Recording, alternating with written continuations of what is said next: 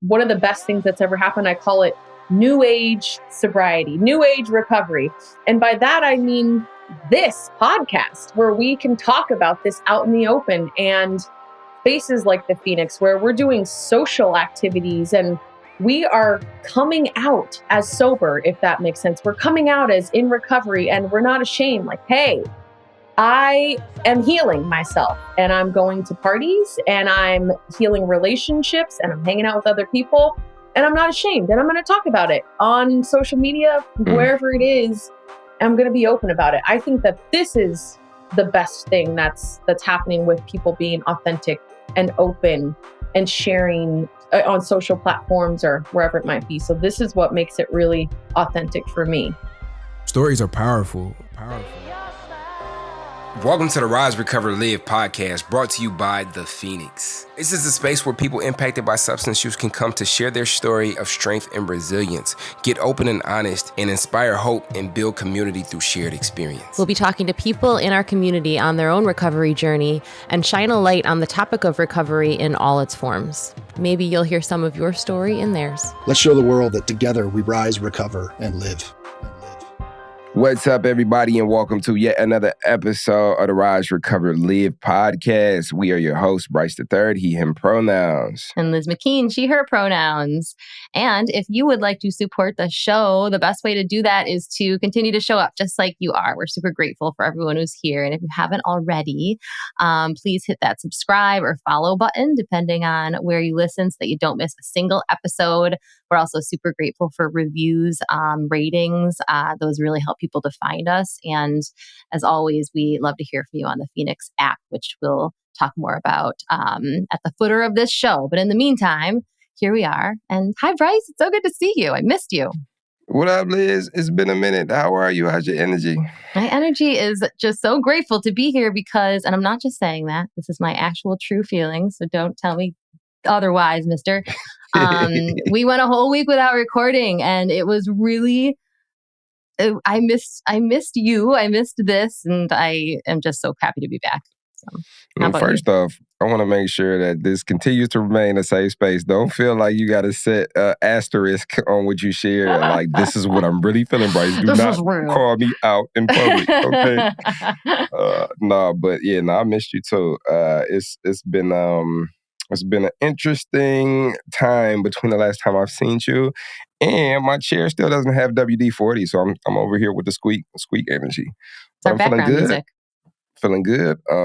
Reading this book called Think and Grow Rich, A Black Choice by Dennis Kimbrough. It's a very good book. And every morning I start out with a little bit of that, and it kind of puts me in the right perspective and mindset, which is very huge in this season of my life. So I'm excited to talk to today's guest with that enthusiasm. I'm excited too. This will be where I'm like, who do we have, Liz? But I think I could go ahead and take it today because our guest today, I reached out to because I saw that she had reached out on our social media page on the Instagram, reached out in the comment, how can I get involved with the podcast? I slid in her DMs and sent her a request form for the podcast. And I'm thinking that this person is just, coming, it's like coming off the street and is not within the ecosystem, and come to find out they here and there and volunteering and team membering and talking to videographers and doing interviews within the Phoenix. So I'm like, we got a regular superstar on our hands. I'm thinking I'm about to give this person a big break. They done already cracked. But with all that said, I'm super excited. I dug through this person's Instagram profile, and I just love to see the energy that she brings to health and wellness and recovery. It's dope. It's dope too. And I just gotta say this, like, it's dope to see people that look like me doing this work and sharing their story and being loud about it. And so help me to welcome Kiola Raines. How are you today? How is your energy? Oh, my energy is high. Now, do you edit in like a round of applause? I was thinking the same thing. If ever there was a time for sound effects, that was. I almost clapped. Thank you so much.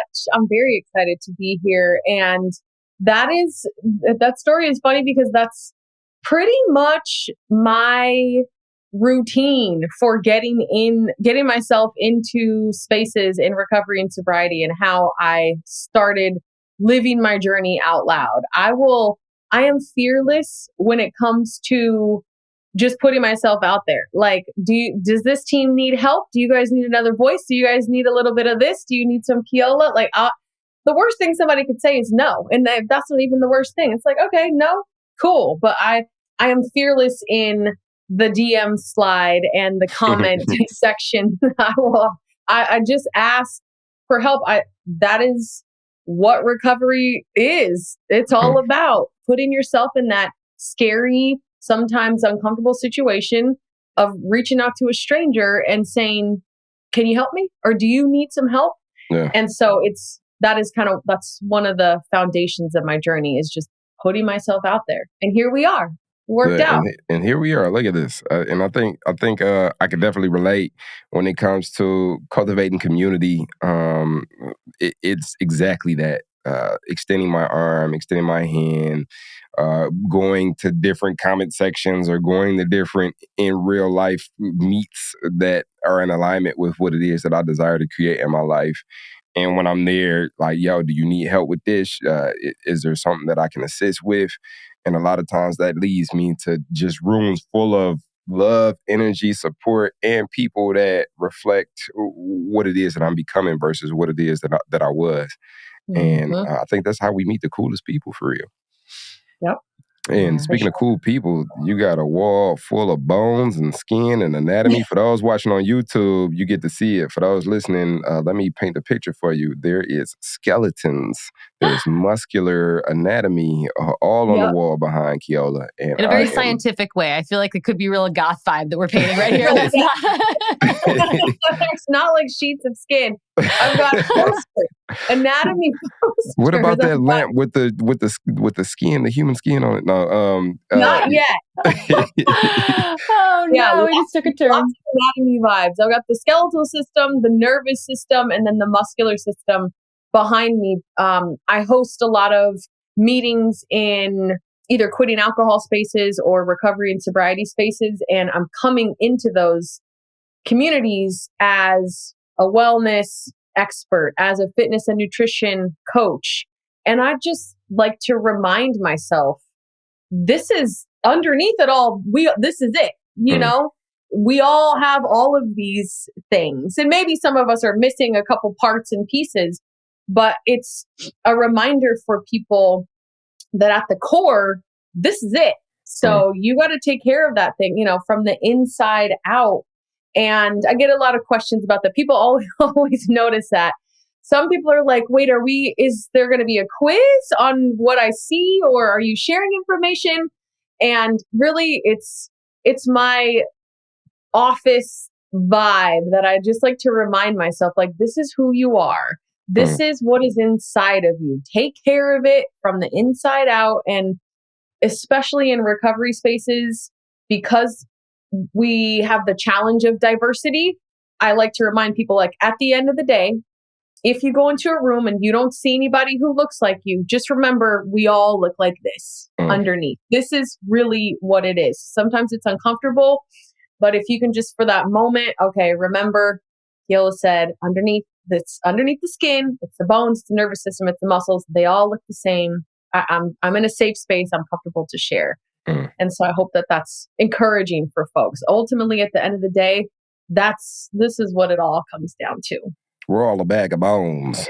Bag of bones. I'm just picturing I don't know who said it originally, but that advice people give when they're nervous to give a speech. And it's like, just picture everyone in their underwear. And like, I feel like the appropriateness level of that is like super shady. But like, if you think about like, just picture everybody's bones. Like, we're all just bones, I like that better. Just picture everybody with their skin ripped off. That's kind of shady too. But We're gonna not do that, but I think I like that idea. Well, and I also think that, Kiola, one of the things that, we've been talking about a little bit when we recorded, but even before, is just that whole idea of conversations that happen online and getting to know people in these like social media spaces where you really don't know. Do they know even what we're doing here? Is recovery even part of their story? Or are they just like, ooh, podcast, let me get on, or something like that, And, I don't think that's happening super often for us, certainly. But I think what I love to see in these social media spaces as recovery and, sobriety and even, substance use disorder becomes bigger conversation on this much bigger platform is voices like yours. You're really here for the right reasons, like you have, not only have you had this like shared experience, which everyone's story is unique, but there's definitely a thread there. But also you're backing it up with a lot of knowledge, like with when it comes to fitness and nutrition too, there's a lot of that kind of noise out there in the world and a lot of folks who are, holding up the coach flag. And it's just like, I don't really know if I trust you with my body. But then there's certain voices that you can hear and there's just not seeing that authenticity. And that was definitely the first thing that I noticed too when I like saw your social media and just in our little, text interactions even. So I guess how does that feel for you? Like when you're in that space as a person who is authentic, like, do you see folks that maybe aren't? Are you able to maybe reach folks in a way that is needed? Yeah. I feel really grateful that I was fearless in being rebellious and breaking my anonymity immediately within like 24 hours.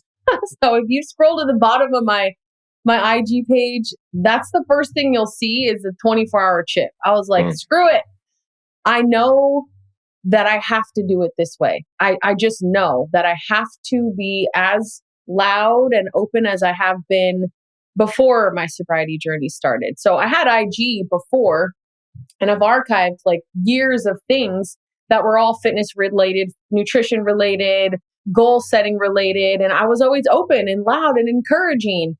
And I thought it will be fake of me, it will be inauthentic of me not to share this journey, to just make this huge life change and then keep that under wraps and keep on moving as if nothing ever happened. I couldn't have done it. I just know I would have never been able to do that. So it feels good to know that it's okay, that it's recognized. People are grateful that I'm not keeping this a secret. Folks that I used to work with that were clients at my gym who maybe they did have an idea and I was just oblivious to the fact that they had an idea that, Kiola kind of smells like alcohol right now at this 5 a.m. class, but that's okay. We're just going to do it anyways. So maybe they did know. And those folks are extremely supportive and just, like, wow, this is so cool that you are not ashamed. I feel like it gives me the opportunity to break stigma just by being myself and saying, hey, like I am not ashamed. I was overusing and misusing alcohol. And I was doing that for years and years. And here's what I accomplished while I was doing that. Took me longer to get some of the achievements that I got, but here's the things that I accomplished. So just imagine what I'll be able to do now that huge hurdle is out of the way. And then when it comes to the coaching piece, it's such a trip that you asked that because I just had a colleague post that they are taking a break from sobriety and recovery coaching, that they are pausing their service and it's overwhelming and they haven't ever felt this way with any other kind of coaching. And I posted on Threads too, like a day ago, just a joke that's been in my head for weeks. I was just like waiting for the perfect time. I put something along the lines of recovery and sobriety coaching is the only career where you have to like hit rock bottom first to be good at your job. Like you want to be a recovery coach? Okay, start a dumpster fire, jump into it. And, come out a couple years later, you will be ready to coach. That's what I think. I mean, I'm also biased because that is my story. But it does bother me a little when I see people using the sobriety coach title to pull people into a funnel or to pull people into a product that they're selling. And they're using that as the lure to get people in. That really bothers me. But I do think that people are aware enough, especially if they're a part of a community, to make a discerned decision when it's time. Okay, so I thought this was sobriety coaching. Now you're telling me I need these 5 gut health pills. I don't know. I wanted to talk and check in and get some support, get some feedback, but I don't want to have to buy a bunch of products in order to get sober. So that part, it's unfortunate that is how it's going, but it's, that's just capitalism, and greed, and people want to get a sale. But I think for the most part, there are genuinely caring and supportive folks who are in this role. And I think that it is one of the best things that's ever happened. I call it new age sobriety, new age recovery. And by that, I mean this podcast where we can talk about this out in the open, and spaces like the Phoenix where we're doing social activities and we are coming out as sober, if that makes sense. We're coming out as in recovery, and we're not ashamed. Like, hey, I am healing myself, and I'm going to parties, and I'm healing relationships, and I'm hanging out with other people, and I'm not ashamed, and I'm going to talk about it on social media, wherever it is. I'm going to be open about it. I think that this is the best thing that's happening with people being authentic and open and sharing on social platforms or wherever it might be. So this is what makes it really authentic for me. There is so much there. There is so much there. I think where I'm being guided to is a space that I've experienced myself personally. And so with your colleague that quit and posted that, I got to take a break from this. There's this phenomena that I've experienced as a content creator myself, and as somebody who shares a lot of like intimate stuff online. And this has been happening a lot recently, where I'm just in the practice of sharing. So I share, and it doesn't, like, I don't, how can I put this? So like when I was doing peer recovery support, like I needed coaching to be able to coach. Like I needed reprieve because that didn't serve as my recovery. As a matter of fact, sometimes that could be draining, even though I'm spilling all the tools and recovery resources and helping people to cultivate recovery capital in their lives. Like that wasn't necessarily filling my cup. And so here we go, content creation, creating, sharing out loud, which can be that olive branch for somebody to be able to latch on to and say, oh, I needed to hear that from this person specifically.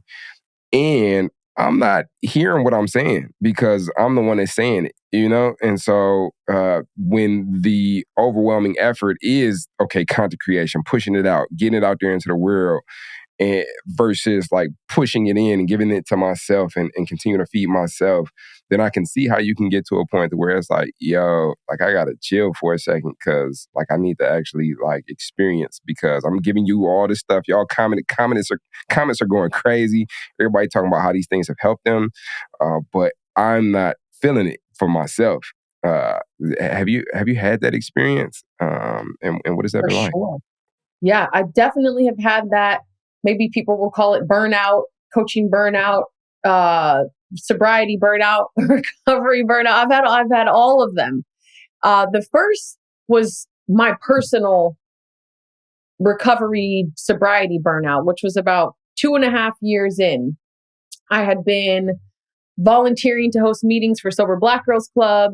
I was doing meetings or calls, whatever you want to call it, on Clubhouse, which is a virtual platform, voice only.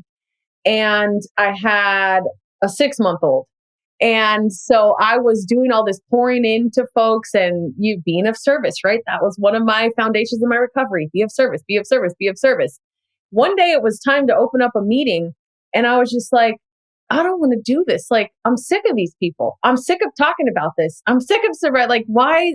I had the full, like, why me? Why me?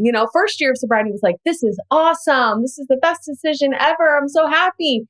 And then it just hit me. Combination of new motherhood, stretching myself too thin. And at that point, I think because I was limiting myself to all Black female spaces and this one clubhouse outlet, I wasn't getting enough diversity myself. And I was hearing kind of the same stories over and over. And I was like, I'm sick of this. That lasted about 2 weeks at the most, because very soon after, like, I'm not going to any meetings. I don't need this. I got this sobriety thing on my own. I saw myself with those same behaviors and attitudes that I was displaying when I was drinking. So just being short with people, being moody, and just kind of like thinking of little jabs and things like that. So I had to check myself, like, girl, yes, you do need to be in the meetings. Maybe you could step down from facilitating and hosting. Maybe you need to be fed. Maybe you need to be participating. So as a person in recovery, experienced the burnout for sure. As a meeting facilitator and host now, I have practices to help me to not overextend myself. A wild little thing called boundaries, which I didn't know about before recovery. I knew about fences and walls, like boundaries, physical boundaries. I had no idea that I was allowed to say no to something, that I was allowed to tell somebody how to communicate with me. And so I've learned how to have those boundaries for myself, for self-care, to not overextend myself when it comes to work things and when it comes to being of service, because being of service will always be huge in my recovery. But I know when to hold and I know when to fold, is what my partner is, because he's a poker player. So I know exactly how much I can give, and I know the feeling. I recognize the feeling of burnout is on the rise. I know when to say, okay, Kiola, you're good. Like today, July, perfect example. I'm it. There's no more room on the calendar. There's no more days available. And if I don't do that, that's a disservice to my clients. That's a disservice to the community and to me, of course. So yeah, I've experienced it, and I've experienced it as a person in recovery, and I've experienced it as a facilitator and a coach. And it's boundaries. That's my solution to that. It's making sure that I give myself permission to say no, and I recognize when it's on the rise, when that feeling is on the rise. Mm. I think that permission piece is huge for a lot of us. Like, I feel like so many people that I've spoken to that have experienced burnout, and it's certainly it's not just like leaders in communities. It's not just speakers. It's not just coaches. It's a mom. It's somebody who's just a really good friend. It's, someone who's a great employee, like all the things, like whatever roles we have, we can definitely get in that place where we give more than we're receiving. And I know we've talked about this in other episodes. I kind of call it like that, like you're smelling smoke. Like for me, when I really like go way too far and burn out, my personal psychological like house is burning down. So like I smell smoke way before there are like flames, and forever. And I still have moments that this is happening. It's like I smell that smoke. I can feel, like you said, those little signs of burnout happening, but I'm looking around waiting for somebody else to tell me that they smell it too, and it's okay to say no. Like I'm waiting for someone to be like, you look tired, take a break. Or if you don't want to do this, and instead, when you're a person who does give a lot, often what's going to happen is they won't see that because you're really good at hiding it, and they're going to instead be like, hey, actually, can you do this? Can you do this? And when we don't know how to give ourselves that permission, we can be like, all right, well, I guess I must be imagining the smoke, and I must just be me, and suddenly you're engulfed. And I think that even often happens pre-recovery. You were saying that you were an incredibly high functioning person. You accomplished a lot of things when you were, struggling with substance use. So was that a factor? Like, was there like something seemed wrong, but you were still getting things done and people were looking up to you, and it's like, so maybe I shouldn't get help. Like, what was that like for you? Yeah, 100%. That was a factor. And then also culturally. So not only is it, wow, you're going to college, you're the first one in our family that's going to finish a degree. You're the first one in the family that's going to grad school.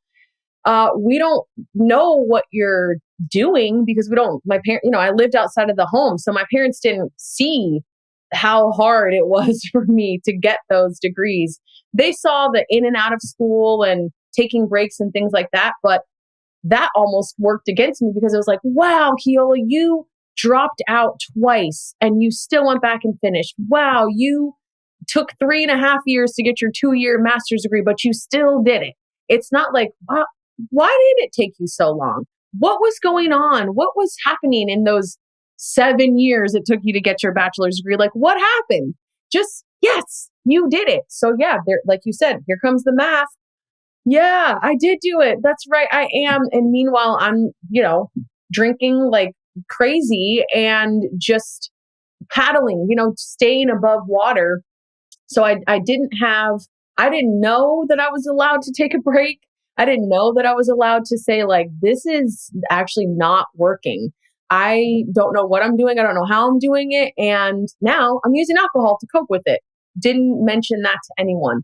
Not once did a friend or a family member anywhere along the undergrad journey, the graduate school journey say, we're concerned that maybe having 4 jobs and going to grad school and trying to be the best sister and friend, maybe you should like step back. Never once did anybody say that. And that's not on them.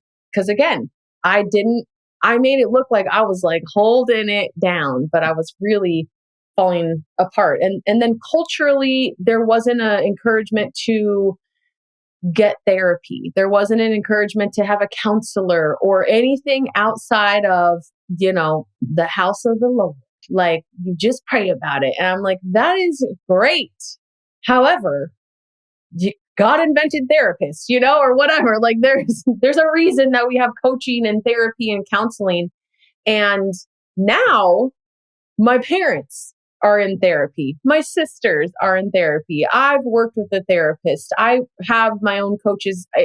It's not all because of me, but I, again, fearlessly started my journey in hopes that my family would see, hey, okay, it's okay. Like, if the person who we've been kind of putting up on this pedestal, like, you got the degrees, you did it. If they are openly saying, I am falling apart, literally right now, my life is falling apart, then we could do that too. We're allowed to check in. We're allowed to get support. Recovery is where that started for me, just to understand this is okay. I'm allowed to have help. I'm allowed to have a team of people around me, a community of people around me that are supporting me. And I don't have to just go all the time. I can plug in just like I plug in my phone. I can just sit there, plug in, recharge, whether that's from self-care or going into a meeting and listening and being filled up that way, or therapy or whatever it is. I have permission to pause and refill, and then I'll go after that. Yeah. So yeah, definitely both ways, culturally and in my journey, I had times where I just had to check out, and it was okay. I'm glad you brought the culture up. Yeah. Because I think within the culture, there could be like this result oriented, like, what are you doing? Like, you know what I'm saying? Like, let me see, like show me what you're doing. And we, well, I got this many degrees. I'm doing this. I just did this. Like, you know how, like, yeah, what you been on? What you been on? What you been up to? And it's like, when asked that question, like, I feel like I have to produce what I've been up to. And if I don't have anything, then like I'm not worthy. Or like, it's almost like a check, like you checking me like, yeah, man, I ain't seen you in a minute. What you been on? What you been up to? It's like, well, I did this show. I did this. I produced the show. I graduated. And it's like, there's so much work in recovery that's done behind the scenes and internally. And that is just as substantial, if not more substantial, than what it is that you can see externally that is produced. And there's a lot of ways where we can produce externally, and those external productions can be devoid of spirit and soul because we're not like tending to that inner house. And that clashes with the culture of producing, a lot of stuff, like culturally, like we didn't like therapy really is like my generation for real. Like my daddy and my mom, like they wasn't excited about being in therapy. And really in their generation that was admitting weakness or admitting that I couldn't hold all of the weight on my shoulders, is because the generation before them was like, look, man, like we was trying to eat at counters that they said we couldn't eat at because of what we look like. Like, look at y'all, y'all got it easy. Y'all might as well thug it out and go ahead and get 2 or 3, 4, 5 jobs. You know what I'm saying? Get that degree because we did that so y'all could do this. And all of that plays a role into like our holistic well-being now, because like, yo, how do I activate if I that's where the stigma I think can come from, because like I can't throw in the towel because that's going to look like failure, or I can't tell you that I'm struggling with these things because you're just going to tell me why you just can't put it down. Like, we went through that. Like, you can like put that down. Like, what are you tripping? Yeah. That expectation is a lot, right? To carry, to pick up from where people left off and then carry that heavy burden. And that is something that I wish we could, I think we're doing, and we can honor the folks who had to live through that trauma and that hustle culture survive. It wasn't even hustle culture. It was our grandparents, my great grandparents were in survival culture. It wasn't a hustle. They weren't like, ooh, I'm about to get this bread. They're like, ooh, I'm about to try not to get killed today. Like, I'm trying to feed my family. That was the hustle. It wasn't about stacking money. But that you mentioning that just hit me right now. Like, wow, I never really thought of it like that we have this expectation because people before us had to work so hard for the basic freedoms, eating at a restaurant you want to eat at. So yeah, I expect you, now that you're allowed to go to whatever school you want to, I want you to be at that school and the other school. I want you to be at all of them, get degrees, do everything. And that is a lot of pressure. I feel like the way I honor that their memory and that work is by healing, because they didn't have that access to healing, to therapy. It was hold it in and pass it on. And that it's passed on to us, and we get to look back and send that message out. Hey, I got you. All the stuff that you didn't talk about or you didn't heal from, or that happened that was never addressed or was swept under the rug. I'm lifting the rug. I'm actually throwing the whole rug out. We're getting a new rug. We're cleaning the whole floor, and I'm laying it down like to honor you. So when somebody asks you, Bryce, at the next family reunion, what have you been up to? You know what? I apologized to someone for the first time in 5 years. I'm sleeping really good now because I have a really great sleep routine, and I volunteer. I show up and like, that's what you're doing? Yeah, that's what I'm doing. You apologize? Yep. That's it. That is the heavy work that I've done. I looked my sister in the eyes and apologized to her for the first time ever. I don't know if that's good enough for like degrees and certifications and all, but that is, like you said, that's real deep. That's really deep to do something that really matters to your soul. We can give ourselves permission to do that. Then our kids and their kids and their kids will be comfortable and confident saying, what are you up to? I'm up to healing. Wow. Good for you. I'm proud of you. So yeah, you really got me thinking with the generations and how we get to move forward in that. And if you think about it, like they would, like somebody could look at that like, oh, I wish I had that luxury, and it's like really shifting the culture from like that being a luxury to that being a birthright. We look at other cultures, and I've been having this conversation, and I really haven't had it publicly because I'm kind of like massaging it. So this will be the first time I say some of these words publicly. But like entitlement has this negative connotation, like, oh, you're entitled to this. But like as I've traversed different cultures, like some cultures, it's not even like, oh, yeah, I have to work to get myself to this point because this is what I deserve. It's like, no, give me that. Like, that's mine. Like, I deserve that. That's my right. So there's an entitlement there that creates the reality because there's no question about it. Like, this is mine. Like, what are you doing? Give it here. And that shift from, healing, recovery, emotional, spiritual, physical wellness being a luxury because we were coming from survival to like I'm entitled to that. Like, this is my birthright. Like, this is mine to have.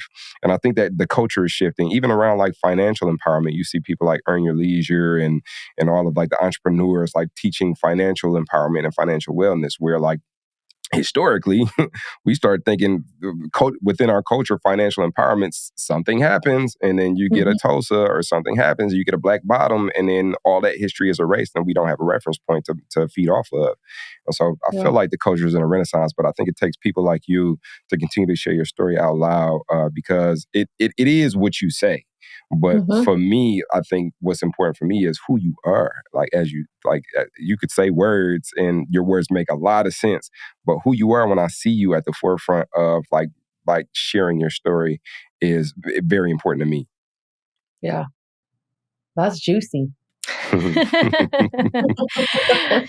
Also, you heard it here first. Like, first time Bryce the Third has talked about it publicly. I'm sorry, I'm a little excited about that. I think there's just so many layers to the work that you're doing. I mean, just within this conversation, which obviously there's work that you're doing far beyond this conversation, but there's so many like shifts that are happening culturally. There's so many shifts that are happening, in stigma, when it comes to education, when it comes to the hustling, when it comes to the accomplishments, when it comes to having rest be something that is celebrated as much, if not more than those things.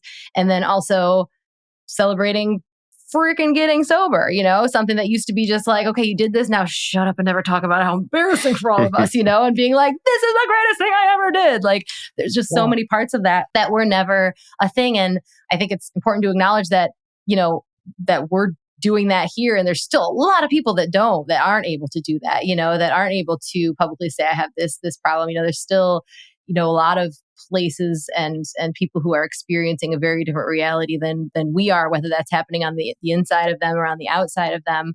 I just say that to say how grateful I am to be part of saying it out loud, and that you're here and saying it out loud, and hoping that folks hear it, because sometimes that's the very first thing that needs to happen, in any of these things that we're talking about. I know for me, when I thought like about sobriety, and everything I ever looked at for how I could maybe get there looked very scary and very life ending, and it wasn't until I saw, Phoenix, where it was just like, here are happy people talking about it, that I was like, maybe. And even then it took a really long time before I knocked on that door, so I guess if someone is listening right now and being like, none of this is true for me, like, here are I remember that these are all the reasons that I can't rest, that I can't get sober, that it's like, that, that is valid, that how you feel is valid, and your reality is real. And also just like having the courage to even listen to somebody else's reality, I think is just like, that's the first start. That's just like that door is cracking open. And I mean, there's just still hope, even if all of this feels like completely beyond the realm of someone's imagination to even have this conversation. Thank you for having it. Yeah. I agree that anybody who's listening to this, if you haven't started your sobriety or recovery journey, I do think that there's a difference between the two: the sobriety, the abstaining part, the recovery, the healing part. Agreed. If you haven't started either one of those, you started listening, you started learning, you started being open to the idea. So that is a huge step. And even in the stages of change model, you've moved from pre-contemplation to contemplation. Well, let me see what they're talking about over there. Let me just see what somebody might have something to say. I'm not doing it yet. I'm not doing it. I'm not doing it. I'm not buying it. Yeah. But I'll listen. I'll listen in. And so I think that's important to acknowledge that step. And I share that when I'm hosting a meeting and I see this, same name pop in, and I see that name has popped in for several weeks now, but they've never raised their hand and they've never typed anything in the comment box, but they're there and they're listening. I make a real intention to announce that if you've been listening in for the last 5 weeks and you haven't had a day one yet and you're still curious, give yourself a pat on the back for showing up, for choosing to download this app, get onto your phone, log into the meeting, and sit here for an hour and listen and learn. That's such a great step. I think for me, it would have been the researching part because I hadn't gotten into podcasts, but it was the moment that I picked up my phone and looked up where are meetings in my neighborhood. That's when I counted myself in. I was like, okay, I'm not just thinking about this anymore. I'm not just telling this person, that I'm in a relationship with. I'm not just telling them I'm going to do it. I've actually researched it. I got the address and I have a date. Now, don't follow my story because I found the meeting in October. I didn't go until January. I encourage you to go when your gut tells you to go. Don't be like Keel. Don't wait an extra 90 days. Get your butt into that space, whether it's a virtual space or whatever it might be. Get yourself in. The sooner the better. But it was that step of curiosity, which I hadn't been on Instagram in the sober world to know that sober curiosity was this building movement. That step of curiosity and willingness, basically, that's what it is, Liz. It's the willingness to listen and learn. That is, honestly, that might be step one, really, like step pre-1, and then admitting that you have a problem. So there needs to be like a 1A. Step 1A, download the podcast. Step 1B, listen to the podcast. Step 1, do you have a problem? Yes. Okay, cool. Let's get this journey going. But I love that. It is a step. And it does need to be acknowledged that if you're willing to listen and willing to learn, then there's a good chance that you are slowly but surely becoming ready, willing, and able to change. And we do need to acknowledge that. Heck yeah. And you are part of it. I liked what you said. I liked everything that you said, but that moment that you were just like, okay, I'm in this now. Like, okay, I'm part of this now. And that's so, we've mentioned community a few times. And I think that, Phoenix is a community that we talk about often on this podcast for obvious reasons, but like even Phoenix has like all these different offshoots of communities. And whether you are, showing up to a class somewhere in your community, or maybe it's a Phoenix building, maybe it's in a park, or you're coming to something online, like those are all ways to interact with community. But also if you're listening to this podcast, like we say this at when we're recording, like you're listening, you are in, like you are part of this. We put videos of like courses, Phoenix experiences and classes and things like that into prisons all over the country. And like we say that in these videos, if you're watching this video, if you clicked start, like whether you are at home or sitting in a cell, like you are this now, we are Phoenix, you are, and I think that I would dare say it goes far beyond Phoenix. The recovery community in general is one, and you get to decide when you're in. So if you want to be, you are, and we're better for it. Every single person who raises their hand, whatever stage they're at, whatever subset of step 1 they're at, it's you're it, and it's just better. Every single person who does that. So agreed. This has been an impactful conversation for me, that's for sure. I'm excited to have had this conversation, and we definitely appreciate you coming on the show, Kiola. I think to take us home, I would just ask the question, if you could pick any previous iteration of Kiola and tell that version of Kiola anything, what iteration of Kiola would that be, and what would you tell them? Yeah. Ooh. So just to lighten it up a little bit. I call her Kiki Loca. That was her name, Kiki Loca, and that was the top of the spiral when I got hired at a dive bar and thought, this is going to be the best thing. This is going to be the best time of my life. I can drink as much as I want.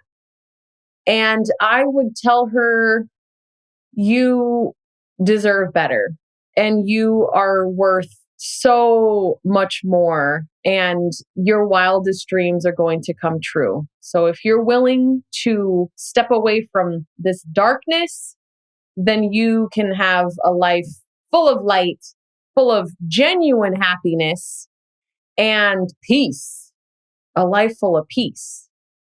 And she would probably roll her neck and be like, who all gonna be there? Basically, like who's coming to the who else is doing it?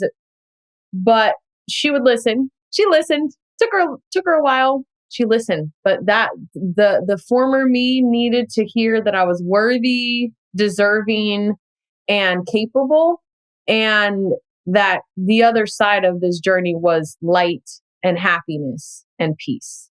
And that's where I am right now. Yeah. Good question. Good answer. Shout out to Kiki Loca. I know, right? Oh my gosh. What a name. That's amazing. And it just occurred to me that we haven't even actually gone into, fitness, nutrition, and goal setting, which is the thing that you originally were going to come on here and talk to. So we definitely want to link. I'm so glad that we had exactly the conversation that we had, but I do want people to be able to find you, for all the work that you do, which I know that's a big part of it. So where would you guide folks to get more of you? Yes. The best place right now is to come to my Instagram page, which is my name at Kiola Raines, Kiola Raines. You can get connected with me there. Send me a DM there. And I have about 48 hours before my website launches, which will be kiolaraines.com. So did some revamping there and some new services. And so those are the best two places. Anywhere, any social media, if you look for me, it'll always be Kiola Raines. Amazing. And we'll make sure to link to everything in the show notes so that they can find you. Well, I think we did it. I just echo Bryce to say this was a really impactful conversation for me too. And I know that it will be for everyone who listens. And I know we talked about it at the beginning of the show. I'm just going to mention one more thing is that if you loved this conversation as much as we did, please send it to somebody. Like this is one to send to people. There are things that I just feel like everyone needs to hear. So yeah. So thank you, Kiola. Thank you for everybody who's listening. What do you think, Bryce? We do it? Yeah, we did it. We did it. Awesome. All right, cool. Well then, everybody, we will see you next time. Catch you later. So now you're excited. Bryce, Liz, how do I get involved with the Phoenix? Well, my friend, it is super simple. We actually have an app. Head over to the Google Play Store or the Apple App Store, or look in the show notes of this podcast, wherever you're listening to or watching this podcast, and go download the Phoenix app. The Phoenix app makes it so easy to find classes that are near you or to access our virtual class schedule where you can hop on from the comfort of your home. You can also join our groups and have a conversation with someone from the Phoenix community from anywhere in the world. Please make sure that you join the podcast group where you can connect with Bryce and I and other listeners. Everything that you need is in the show notes. You can also head to our website at www.thephoenix.org. And maybe while you're there, you click the volunteer tab and get even more involved.